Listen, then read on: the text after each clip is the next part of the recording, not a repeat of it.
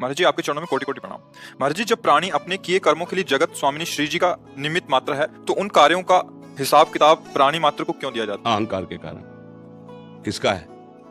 हाँ, अहंकार, भगवान के वचन, अहंकार विमूढ़ात्मा कर्ता हमिति मन्यते।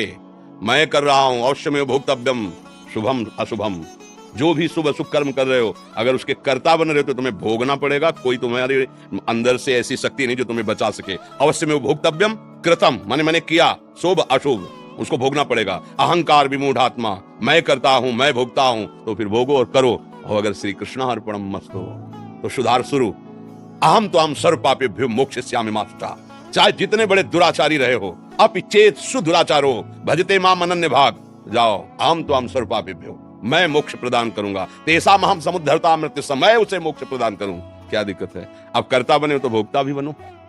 और कर्ता भाव अगर मुक्त करना है तो हर कर्म को सावधानी से भगवान के चरणों में अर्पित करते रहो। कई बार भोगना इसलिए पड़ेगा, तुम निमित्त मात्र बनते हो क्या?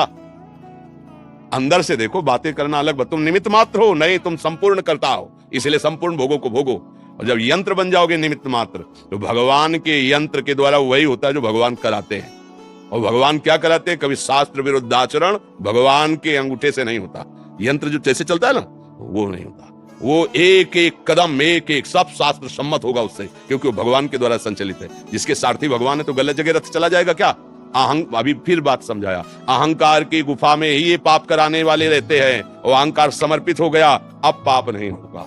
अब जो होगा मंगल विधान भगवान का होगा। देखो कह रहे ना, वैसे तो पाप लगेगा, पाप लगेगा। अरे गुरु है, प्रत्यंचा चढ़ाना सिखाया, उन्हीं से तुम युद्ध कर रहे हो, गला काटने की चल रहे हो। जगत गुरु बैठा है, सारथी बना। वह प्रभु कैसे मारे?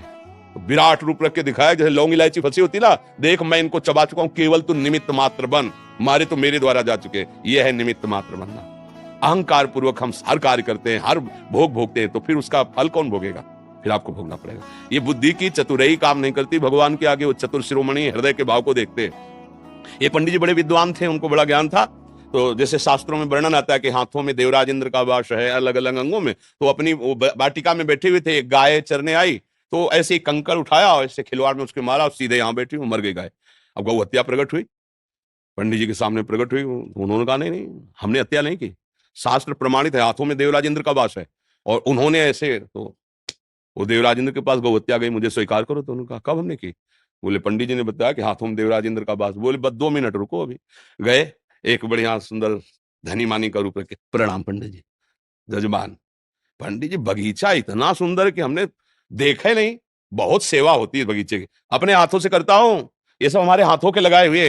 अच्छा पंडित जी, और ये बावड़ी बहुत सुंदर बनी हुई जल की, ये भी हमने, यहाँ तुम जो कुछ देख रहे हो सब मैंने अपने हाथों से किया। तो गौ हत्या इंद्र ने की है, गौ हत्या इंद्र ने की, और ये सब तुम अपने हाथों से किया। गौ हत्या का चढ़ जाए इसके ऊपर, केवल ये बातें बना रहा है, अहंकार युक्त है। अभी बात समझ गए? अच्छा किया तो मैंने, बुरा किया तो भगवान की सत्ता के बिना पत्ता नहीं हिलता। तो वो पत्ता हिलेगा जो तुम झेल नहीं पाओगे, क्योंकि वो चतुर शिरोमणि है, वो जान रहे हैं। हम लोग थोड़ा कपट ज्ञानी हैं। नहीं, कोई अच्छी बात बन गई तो अपनी मुच्छ में ताव देते हो, बुरी हो गई बोले भगवान को ऐसे ही मंजूर था। भगवान को जो मंजूर है, जब जान जाओगे तो भगवान के समान हो जाओगे। जानत तुम्हें हो जाएगी। फिर क्या भगवान से किसी का मंगल हुआ है? जो दूध में अपने जहर लगा के पिलाने जा रही, उसको यशोदा मैया की गति दी। भगवान के द्वारा कभी अमंगल होता है? मंगल भवन है?